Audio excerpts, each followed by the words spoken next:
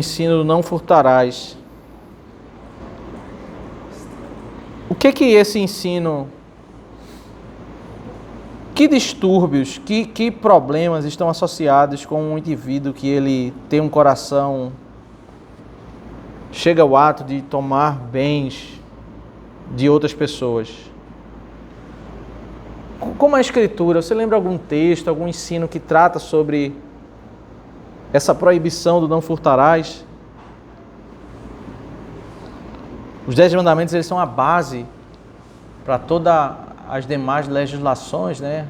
Então, aqui certamente trata sobre bens materiais, o mau uso dessa realidade. Logicamente, a proibição de você tomar posse de algo que não lhe pertence, né? O não furtarás por trás disso está claramente implícito o conceito de propriedade privada, né? Nós somos, algumas pessoas costumam dizer que talvez no primeiro século as pessoas dividiam bens igualmente, essa era a igreja verdadeira. Isso é uma falsa interpretação, né? Porque a Escritura ensina sobre propriedade privada. Na realidade, você não pode querer tomar aquilo que não lhe pertence, você tem que respeitar aquilo que pertence do seu irmão. Se o seu irmão quiser voluntariamente doar, esse é um ato lícito dele, não obrigatório, mas o conceito da propriedade privada, ele está relacionado com esse não furtarás. O que move um coração de uma pessoa que ele quer tomar o bem do outro?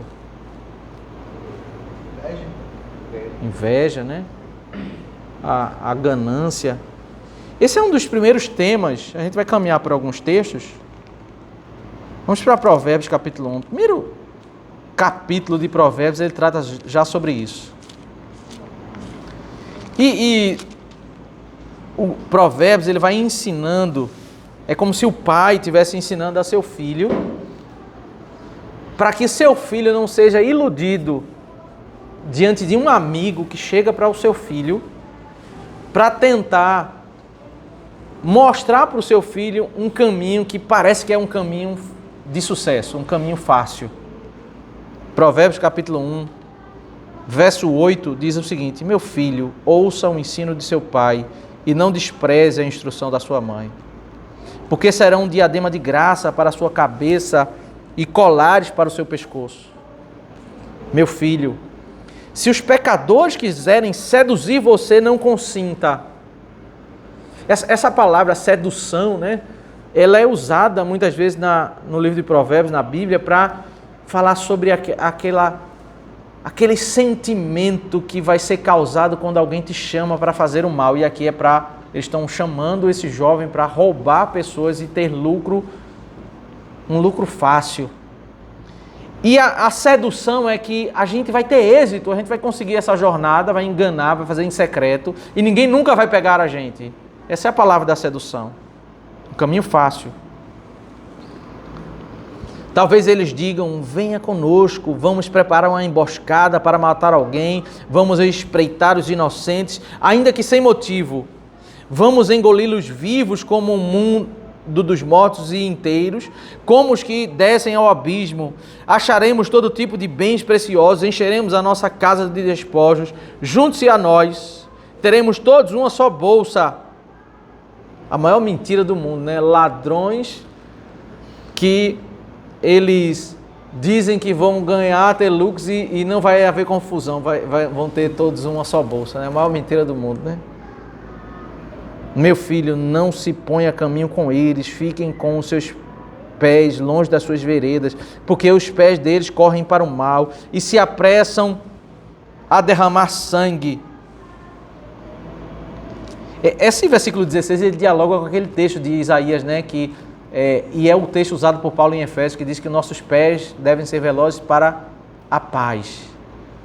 Aqui eles são velozes para o sangue. Pois em vão se estende a rede se a ave estiver olhando. Mas estes armam emboscadas contra o seu próprio sangue e ficam à espreita contra a própria vida. Este é o fim de todo ganancioso, e este espírito de ganância tira a vida de quem o possui. dois conceitos aqui que a gente precisa meditar é que o que move o coração desse indivíduo é a ganância. Ele tem um coração tão ganancioso que ele não respeita o bem da outra pessoa, ele não respeita a outra pessoa ter o benefício, ele quer tomar para ele a ganância. E o outro conceito é a ilusão de que ele sempre vai ser bem-sucedido. E o que acontece com todo ladrão, todo imoral, é que um dia ele vai ser pego. O sonho dele de que ele vai ter sucesso. O verso 18 diz que todo o planejamento dele é contra a própria vida dele. Ele planeja destruir a vida de outra pessoa, mas no final das contas ele vai ser destruído.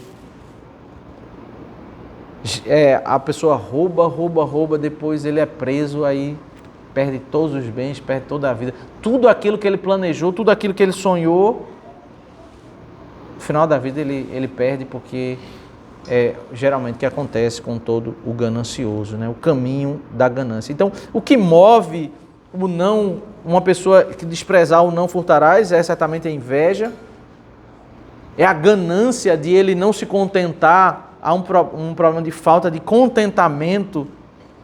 Há uma falsa expectativa de que é como se Deus não estivesse vendo aquilo que eu faço em secreto.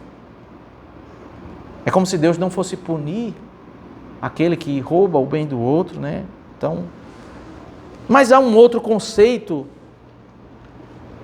O que é um desvio do não furtarás? O que é que isso está relacionado com qual tema mais das Escrituras, quando uma pessoa ela transgride o não furtarás? Qual seria o desvio? Está relacionado com a inveja, com a ganância?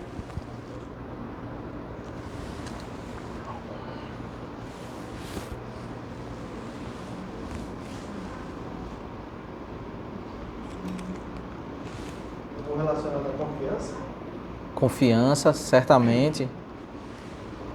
Paulo ele vai falar um pouco sobre isso, e é muito interessante as aplicações do apóstolo Paulo em Efésios capítulo 4, quando ele vai trabalhar o tema do roubo,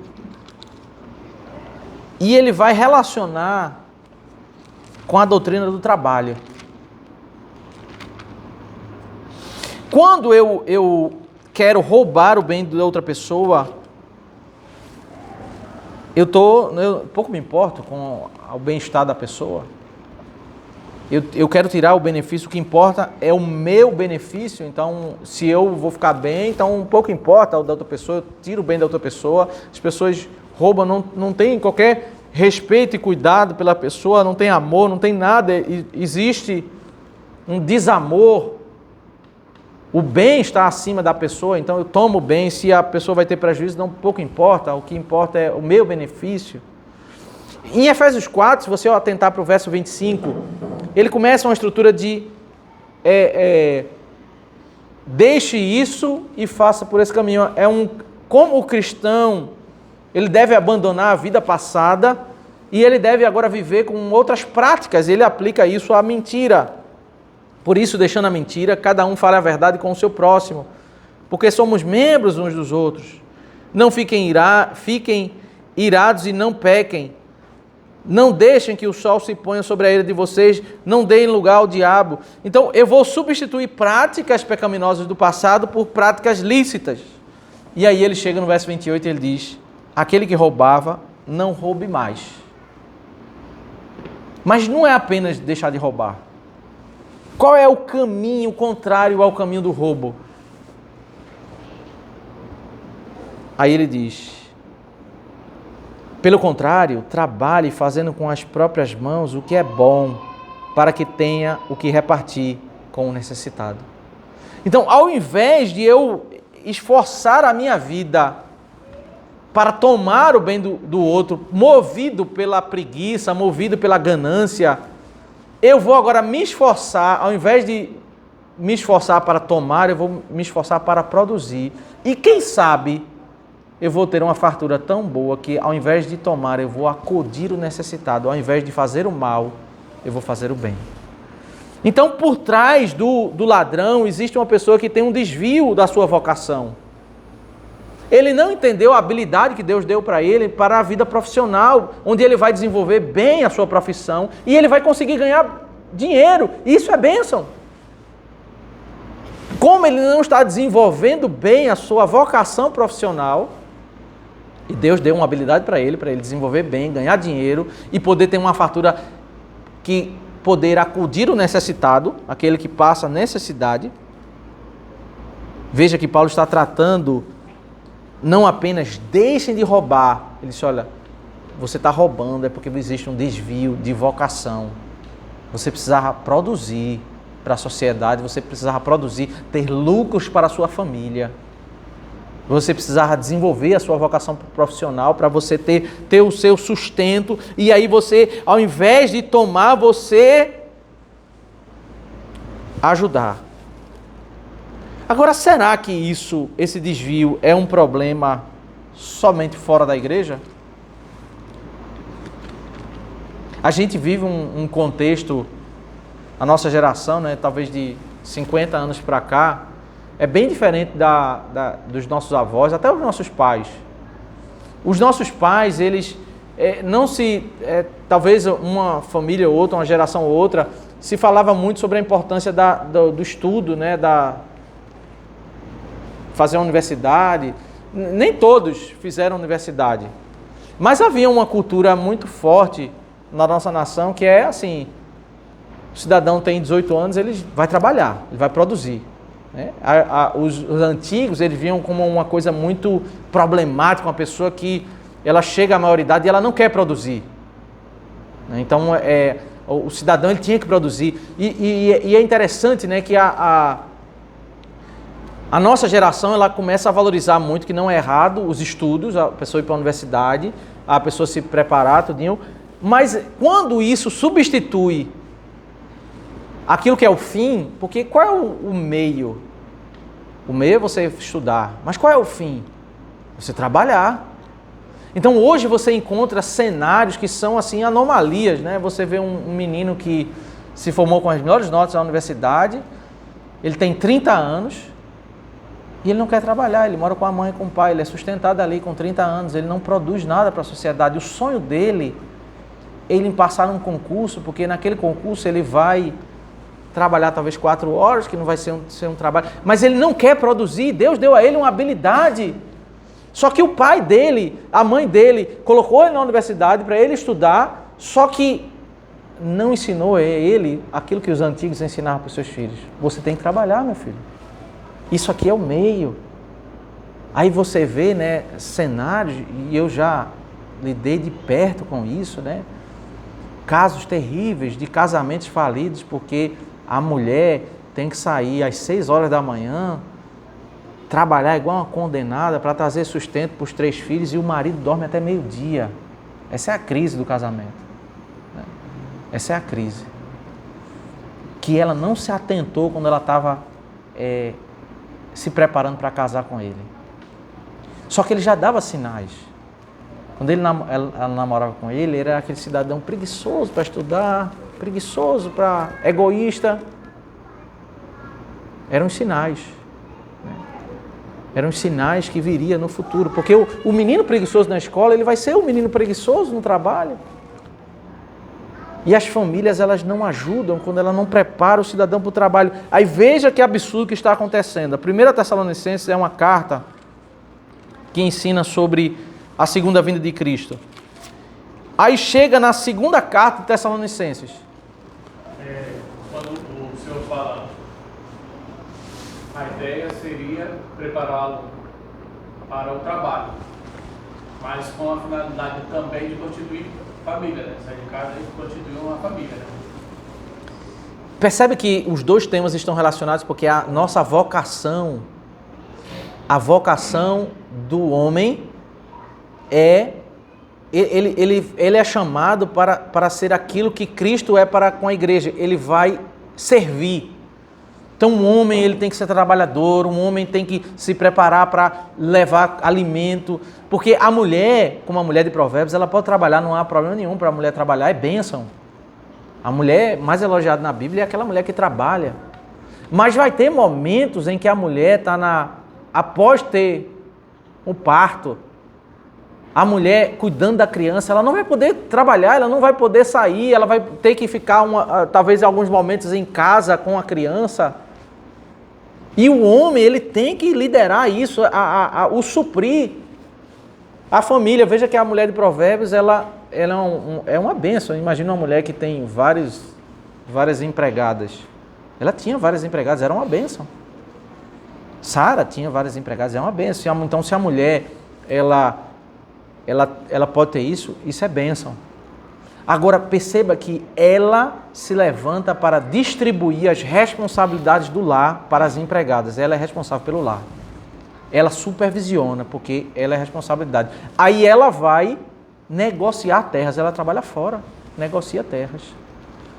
E ela vive aquele lar ali, o marido é um juiz, né? Ele trabalha fora, a mulher distribui as responsabilidades, cuida das crianças, tem as servas, ela também pode trabalhar fora, isso é uma bênção. Mas nem todas as famílias têm condições de colocar empregadas em casa. E às vezes a mulher, isso é um mal da nossa geração, né? A mulher, ela trabalha igual uma condenada. E o marido preguiçoso, né? Preguiçoso, às vezes tem marido que não trabalha, tem marido que às vezes trabalha, mas não procura crescer profissionalmente. A família vive numa angústia, num sofrimento, porque isso é um desvio da sua vocação. Ele foi chamado para servir, para trabalhar, para liderar, para produzir, e ele está... O ponto do não furtarás, ele está tomando bem, mas é um desvio de como eu lido com o tema das finanças. Então, é nesse sentido que Paulo está relacionando. Está sendo muito vinculado, nos últimos 7, 8 anos, exatamente esse papel da mulher extrapolando, né? Uma candidata agora à presidência, essa semana passada, botou que a mulher é que deve sustentar o lar. Isso é rede nacional. É um absurdo. Então descaracterizando o papel do homem, que já estava difícil, como o senhor tem falado, ele não se assume, e agora estão tentando jogar em cima da mulher a responsabilidade que cabe ao homem, né? Onde a gente tem que ter aquela parceria, né? Então ela está defendendo abertamente, tá certo? E as mulheres incluindo, né? Que a mulher deve comandar a casa. Final do século. Em 2 Tessalonicenses, se você atentar aí, perceba o capítulo 3. Depois de falar sobre primeira vinda, sobre o retorno do Senhor, segunda vinda, melhor dizendo, aí nós temos no capítulo 3 de 2 Tessalonicenses o que aconteceu com aquela comunidade depois de ouvir a primeira carta. Imagine que Paulo, como os apóstolos falavam, da iminência do Senhor. O Senhor pode voltar a qualquer momento. E como nós deveríamos viver, já que nós temos essa convicção de que Deus pode voltar a qualquer momento? Aí alguns cidadãos do meio da igreja começaram a ficar sem trabalhar. E eles iam na casa das irmãs, tomavam um café aqui, comiam um almoço ali, ficava vivendo às custas dos outros. Aí Paulo vai dizer, ele vai tratar sobre esse desvio, ele vai chamar isso de desordem. Parece bem espiritual, né? O cara não trabalhava, vivia orando e pregando na casa dos irmãos. Aí, 2 Tessalonicenses capítulo 3, verso 6. Irmãos, em nome do nosso Senhor Jesus Cristo, ordenamos a vocês que se afastem de todo irmão que vive de forma desordenada e não segundo a tradição que vocês receberam de nós. Porque vocês mesmos sabem como devem nos imitar, visto que nunca vivemos de forma desordenada, segunda vez que ele usa essa palavra. Quando estivemos entre vocês, nem jamais comemos pão à custa dos outros. Pelo contrário, trabalhamos com esforço e fadiga noite e dia, a fim de não sermos pesados a nenhum de vocês. Não que não tivéssemos o direito de receber algo, mas porque tínhamos em vista apresentar a nós mesmos como exemplo para que vocês nos imitassem. Então, ele faz uma ressalva e diz, até eu que era pastor, que merecia o salário no meio de vocês, eu não peguei o salário e eu trabalhei. Ele descreve isso lá em Atos, né, que ele trabalhou durante a semana e no sábado ele entrava na sinagoga para pregar. Porque ele queria que a igreja entendesse esse ensino. Então, os outros rapazes lá, que não eram nem pastores, eles estavam sem trabalhar, estavam vivendo desordenadamente. Verso 10 diz, porque quando ainda estávamos com vocês, ordenamos isso, se alguém não quer trabalhar, também não coma. É a correção para essa desordem, né? Você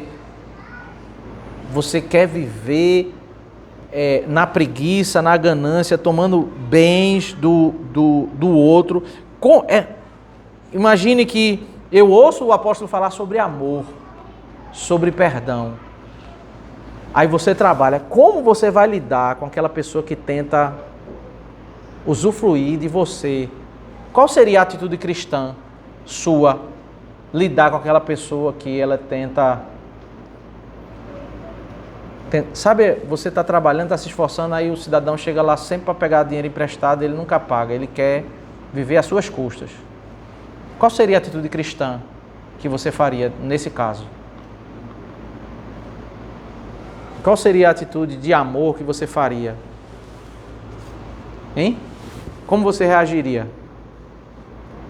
Aí ele diz, não dê. Existe uma desordem. Não alimente essa desordem. Chame para trabalhar. É isso. Se não Exatamente. trabalha, não come.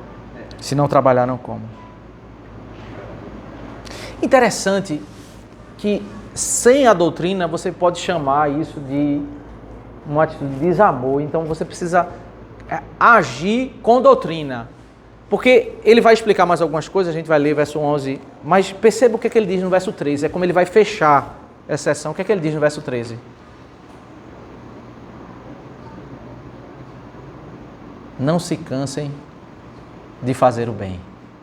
Depois dele dizer, quem não quer trabalhar não coma, não dê comida para ele. O cenário do primeiro século é que as pessoas visitavam, né, para pegar, roubar. Sabe o cidadão preguiçoso, ele chegava para visitar a irmã de 5 para meio-dia, ó. 5 para meio-dia. Por acaso ele chegava naquela hora. Aí ele está orientando a igreja, porque talvez a irmã ficasse constrangida. Poxa, como eu sou cristã, devo amar o meu irmão e não vou dar comida. Eu sei que ele é preguiçoso, mas como eu vou fazer? Então a doutrina, ela nos ajuda a entender se o meu ato, à luz da palavra, ele é um ato bom ou um ato ruim. Aí Paulo diz, não dê comida, não se canse de fazer o bem. Esse é o bem que você está fazendo para ele. Porque enquanto você estiver alimentando a preguiça dele, ele não vai exercer a vocação dele, o bem que ele tem que fazer. Uma pessoa, quando ela consegue produzir para a sociedade, quando ele arruma um emprego e ganha o seu salário, isso é tão prazeroso. Ele não está vivendo de favor, ele está vivendo daquilo que ele está produzindo. E todo ser humano tem habilidade, pode conseguir um trabalho e pode produzir. Não é digno uma pessoa viver às custas da outra. E quando a gente às vezes quer fazer o bem, a gente fica com pena, querendo ajudar, isso aí não é bem. Ele diz no verso 11, pois de fato ouvimos que há entre vocês algumas pessoas que vivem de forma, qual é a palavra? Desordenada. O irmão dentro da igreja, que não quer trabalhar, que é preguiçoso, que vai vivendo de casa em casa, o nome disso na Bíblia é desordem. Desordem. Então, o menino que ele foi treinado pelo pai, tirou as boas notas, foi para a faculdade, tirou boas notas, ele só tem um problema, ele não gosta de trabalhar. Ele não entendeu que todo esse processo educacional, essa jornada que é uma jornada longa, né? Um menino entra na escola com 3 anos, aí eu fico olhando para meus filhos dizendo, rapaz, você não tem noção de quanto tempo ainda tem que estudar. Vai sair, ele entra com 3, sai, na melhor das hipóteses, 22, 23 anos, né? Que jornada longa, 21, 23. Mas esse não é o fim. Porque se ele fez tudo isso e ele vai ser um marido preguiçoso, ele não entendeu que isso aqui é o meio para ele ser um bom profissional, ele vai ser um bom trabalhador. E a nossa sociedade, ela tem dificuldade com isso, quando os pais cobram os meninos para estudar para a escola e não cobram o menino para ir trabalhar. Que problema há o meu filho ficar aqui na minha casa com 30 anos? E ele fez guerras para o menino estudar, para a prova. Ele não entendeu qual é o meio, qual é o fim. Esse é o fim. Você via nas famílias antigas, um menino de 18 anos já... 18 anos não, com 15 anos, 12 anos, 13 anos, já colocava ele para fazer alguma coisa. Se tinha um mercado, o menino já pegava alguma coisa ali para ajudar, né? Pegava uma vassoura para varrer, já ajudava a família, já crescia com esse senso de responsabilidade. E às vezes o menino com 18 anos já estava, às vezes, casando, né? Que ele já tinha o senso de responsabilidade profissional, a menina também já ajudava a mãe. Hoje, às vezes, tem uma menina de 30 anos que não sabe fritar um ovo. Um menino que não sabe também fritar um ovo, não sabe fazer nada. Não sabe assumir responsabilidade, né? Essa geração está perigosa. Perigosa. Essa geração está perigosa. Não tem senso de vocação, né? Vocação profissional nenhuma. Você vê, né, reverendo? Muitas vezes...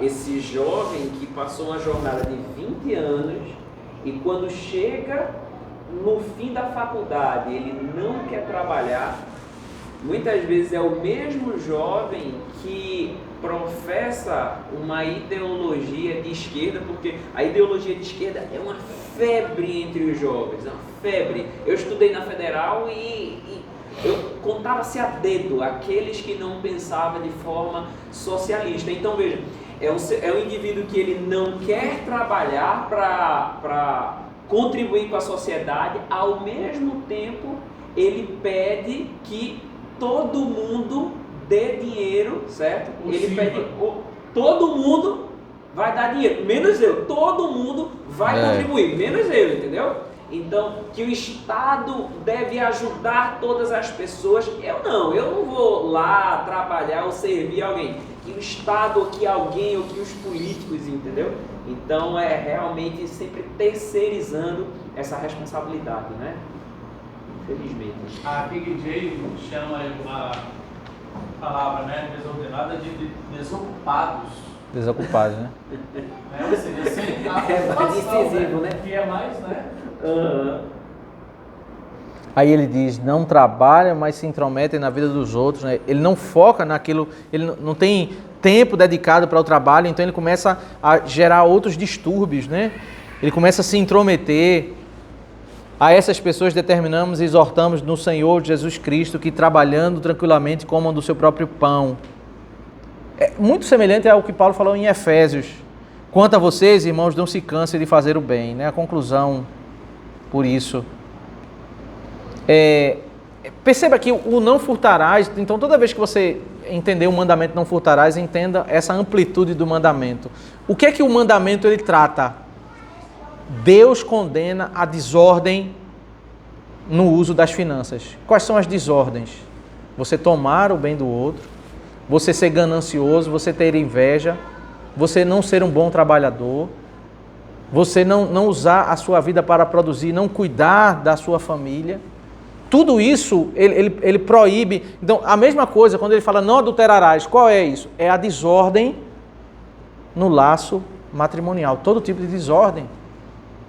Aí ele pontua aquilo ali, mas a amplitude do mandamento, que é o que na nossa confissão, no nosso catecismo explica, né? Em que se aplica cada mandamento. No catecismo de Westminster tem lá as explicações sobre cada mandamento e ele vai falar, vai relacionar exatamente o não furtarás com a doutrina do trabalho. Então, cada mandamento ele tem essa amplitude. E essa amplitude que Paulo está fazendo aqui, o que ele está fazendo em Efésios, ao relacionar em 1 Tessalonicenses, ele está aplicando o significado do não furtarás. Ele está dizendo, olha, o que está por trás desse cidadão é o problema lá de Provérbios. É o problema dele não entender que ele não deve furtar, mas ele deve trabalhar para ajudar. O ensino da vinda do Senhor, ele não deve promover essa desordem. E não é, e a orientação aqui é como você lidar com o preguiçoso, né? Ele dá a orientação para a igreja, porque essas irmãzinhas poderiam estar com dificuldade de dizer não. Né? Então, a igreja, ela deve acudir os necessitados, mas ela não pode, e esse é um ponto da esquerda, né? a esquerda valoriza muito essa questão do sustentar o indivíduo, né? Acudir um necessitado é muito diferente de você sustentar um preguiçoso, sustentar uma pessoa que não quer trabalhar, né? Então, isso é uma desordem que o próprio indivíduo padece. E todo indivíduo, qualquer que seja, meus irmãos, ele tem uma habilidade, ele pode produzir. Ele precisa entender qual é a vocação dele, né? Para que ele possa produzir. Vamos tentar concluir aqui, Êxodo 20, voltando para Êxodo 20, verso 16, 17, diz: não dê falso testemunho contra seu próximo, não cobice a casa do seu próximo, não cobice a mulher do seu próximo, nem o seu servo, nem a sua serva, nem o seu boi, nem o seu jumento, nem coisa alguma que pertença ao seu próximo. Nós já falamos aqui, o versículo 17, ele é a base, né, o coração de todas as desordens da segunda tábua, que é você desejar o mal contra o seu próximo, né? Então ele diz, olha, não deseje fazer tudo aquilo que eu disse anteriormente. Essa é a essência do 10º mandamento. Deus já exigia no 10º mandamento o coração, deveria haver integridade. E no 9º mandamento, que é o mandamento agora que, depois de você tentar matar a vida, tirar a vida, matar um indivíduo, no versículo 13, você roubar a família, não cometa adultério, ao cometer adultério você está roubando a família do indivíduo. Não furtarás, você está roubando os bens do indivíduo. O não dê falso testemunho é você não roubar a reputação. Você está roubando a reputação da pessoa, né? Você... Algumas pessoas podem entender que a linguagem é uma linguagem de tribunal, né? Dar testemunho. Que ao a Escritura dizer que nós não podemos dar falso testemunho, como se nós estivéssemos autorizados a dar corretos testemunhos negativos. E a Bíblia diz que isso também é errado. Quando você vai... O ponto do mandamento, e a gente vai ler aqui Provérbios 25, verso 9 e 10, é que quando você vai divulgar um testemunho sobre uma pessoa que, ainda que seja correto, mas que vai propagar a má fama dessa pessoa, isso é algo condenado nas Escrituras. Provérbios 25, verso 9 e 10. Quando o senhor abre aí, pastor, então eu colocar aqui, por exemplo, o Lula é ladrão. Isso, No Instagram, estou errado, né? Ainda bem que eu não fiz isso ainda.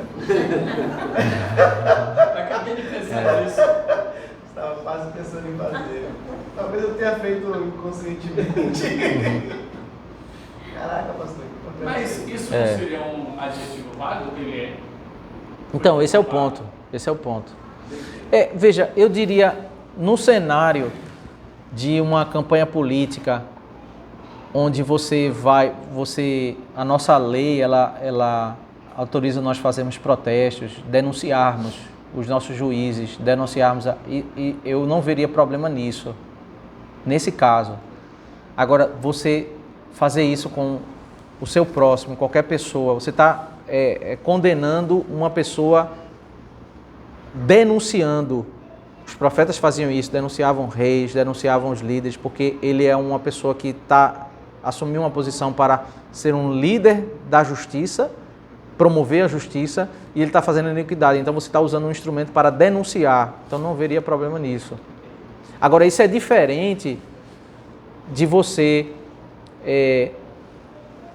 conhece o seu vizinho faz uma coisa errada e você começa a falar para o outro vizinho. O que você vai falar é a verdade. Mas não estou de fofoca. Mas você pode fazer isso como? Você vai na autoridade que resolve, que é o caso, Paulo diz, eu recebi a denúncia pelos irmãos da casa de Chloe, houve uma denúncia, houve um processo, você vai ligar para a polícia, você vai ligar para a autoridade, você vai denunciar, esse é o processo. Mas o pecado aqui é eu vou propagar, eu não estou resolvendo o problema, eu estou aumentando o problema. Eu estou não estou denunciando, eu estou divulgando. Você, no caso de você colocar, como você falou nas redes lá, você não está fazendo nada em oculto, você está fazendo publicamente, você está denunciando, né? Isso nesse processo. O caso aqui, que é o que geralmente acontece, não nessas questões, mas o que geralmente acontece é quando a pessoa, às vezes, ela passa adiante a má reputação. E o grande problema é que, especialmente nas igrejas, né? A pessoa vê o pecado do outro, ela passa a divulgar fulano, fulano, fulano, e ele só não faz o que ele deveria fazer, denunciar na liderança, para que houvesse um processo disciplinar e a pessoa fosse disciplinada. E o problema fosse tratado, até aquela pessoa fosse corrigida, né? Pela vergonha que ela passaria, pelo processo. Então esse é um processo restaurador, o processo da disciplina. E o processo da difamação, de você... veja, difamação, existem a difamação que a pessoa, ela começa a falar uma mentira sobre a pessoa. Mas existe a difamação de quando a pessoa fala a verdade sobre a pessoa. Começa a espalhar, mas não passa por um processo lícito, que é o processo do julgamento. Você não denuncia a quem deveria denunciar. Aí Provérbios 25, verso 9 e 10, diz assim: defenda a sua causa diretamente com o seu próximo e não revele o segredo do outro. Do contrário, quem o ouvir poderá envergonhá-lo e você nunca se livrará dessa má fama. A pessoa te fez o mal, trate o seu problema com ele. Não revele para um terceiro, porque ele vai se meter na história e aquela pessoa que fez, ela vai ficar envergonhada e você vai estar ligado com essa má fama. Você falou o que é a verdade, mas você, de fato, espalhou a má reputação. Você espalhou a má reputação, né? Pastor, aí quando as pessoas perguntam para a gente, por que é que você não vai votar em fulano? E aí você está respondendo a pergunta do que já é sabido, digamos. Não, porque ele é 2 pontos. Mentiroso, ladrão, corruptor. Você está respondendo a pergunta de alguém, você não vai omitir a informação porque ela já é pública? Sim, esse é o ponto. Eu acho que esse é o ponto. Você está lidando com dados públicos. O ponto da proibição aqui é quando você está lidando com causas particulares. Quando você vai discutir, você vai dizendo o seguinte: olha, à luz da verdade, esses dados públicos, para mim, eles são incoerentes com a verdade. Então, um cidadão que quer ser um presidente, quer ocupar um cargo público, e ele tem essas imoralidades que são públicas, por isso que eu não vou votar nele. Você não está espalhando uma notícia secreta. Na realidade, a gente só chegou a esse conhecimento porque as autoridades constituídas fizeram julgamentos, fizeram investigações e chegaram a esse conhecimento, que naturalmente nós não teríamos esse conhecimento se não tivesse esse processo. Nós poderíamos até imaginar, mas não teríamos esse conhecimento. Então, não se enquadra nisso. Isso é outro cenário, são informações públicas. O que ele está lidando é, de fato, com situações particulares, verdadeiras, que você pode fazer a denúncia. O que está sendo proibido não é a denúncia. A autoridade, seja a autoridade da igreja, seja a um policial, seja você vai entrar com um julgamento, né, um processo contra uma pessoa, você vai tornar isso público, de modo lícito. O que nós vamos aprender em Romanos 13 é que Deus constituiu as autoridades civis como os ministros corretos para resolver essas questões, né? Mas ele está lidando com essas questões particulares. Eu não posso, então, dar falso testemunho. Eu quero que a gente chame a atenção a essa amplitude do mandamento. Não é somente dizer uma mentira. É quando eu também, ainda que dizendo a verdade, eu espalho a má fama. Se eu tenho um problema com meu irmão, eu resolvo com ele. Se essa é uma questão que não consigo resolver, ele está roubando meu bem, então o que eu vou fazer? Eu vou à autoridade constituída, eu vou fazer um processo, eu vou ao policial, eu vou resolver isso corretamente, né? Eu não vou sair espalhando a má fama. Isso é... É o caso de uma pessoa, um casal que descobre que o outro está adulterando, em vez dela ir resolver o problema dela, ele sai espalhando. Eu já ouvi um caso desse dentro da aeronáutica lá. o cara descobriu que a esposa dele, e a esposa dele conhecia o pessoal também, né? Em eventos que acontecem, então já era conhecido. Em vez dele resolver o problema com a esposa dele, a forma que ele resolveu foi separar dela, mas saiu falando dela para todo mundo do quartel. Acabou o quartel todo, ficou sabendo da história dele. Inclusive eu, que nem conhecia o cara direito, fiquei sabendo da história porque eu falei assim, cara, que nada a ver isso aí, velho. Eu sou vida, eu sou mulher, fica na tua lá. Não foi nem o cara que me comprou, foi o terceiro já falando da história. Terceiro falando, né? Então ele espalhou. A notícia que era, ou resolvem vocês dois juntos e, sei lá, se perdoam ou não, se afastem e encerra ali, do que denegrir a imagem da pessoa. E aquilo ali vai. Mais o ego dele, né? Ele vai só. Ele está alimentando a mágoa dele, né? O ódio dele, né? Ele está tentando resolver aquilo ali, usar aquilo como um recurso de vingança, né? Se é da igreja, ele deve denunciar a liderança da igreja para que ela seja disciplinada. Se não é da igreja, ele não deveria fazer isso. Ele não vai encontrar paz fazendo isso, né? Não resolve o problema. Na realidade, assim, ele está expondo as crises dele, da família, colocando naquele momento, aquela fúria vai durar por um pouco, mas o nome dele, da esposa, vai ficar ecoando em várias histórias, né? Depois ele vai se arrepender, certamente, né? Depois de um tempo. E quando, no caso, acontece assim de uma reunião, a reunião ela é particular realmente, é só para aqueles membros ali, e uma pessoa, como o senhor acabou de dizer, seria até por inveja, por vingança, vai pegar os termos usados ali naquela reunião, até uns fora de contexto, gravados, uns até durante 1 ano e meio, e espalha geral. Isso é pecado, né? Porque se é uma reunião particular, não deve ser citada, né? Mesmo se for, um exemplo, uma conversa do presbitério de uma igreja, do conselho de uma igreja. Tem aquela reunião, e aí o irmão sai da igreja chateado e aí espalha tudo que foi conversado ali naquela reunião, onde só diz respeito ao conselho da igreja. Não diz respeito à igreja, seja por no caso de difamar. E geralmente essas pessoas que fazem isso, eles se apegam a esse argumento, que eu estou espalhando a verdade, né? Então, me parece que esse é o ponto de Provérbios. E o livro que no Novo Testamento dialoga muito com Provérbios é Tiago, né? Tiago, capítulo 4, um texto que nós todos conhecemos, verso 11 e 12, diz: Irmãos, não falem mal uns dos outros. Aquele que fala mal do irmão ou julga o seu irmão, fala mal da lei e julga a lei. Ora, se você julga a lei, não é observador da lei, mas juiz. Um só é legislador e juiz, aquele que pode salvar e fazer perecer. Mas quem é você para julgar o seu próximo? Então, o que o Senhor está falando aqui, em Tiago 4, é que quando nós ocupamos esse ponto aí de falar mal de um irmão, até que fez uma coisa errada, nós estamos ocupando uma posição que é de Deus.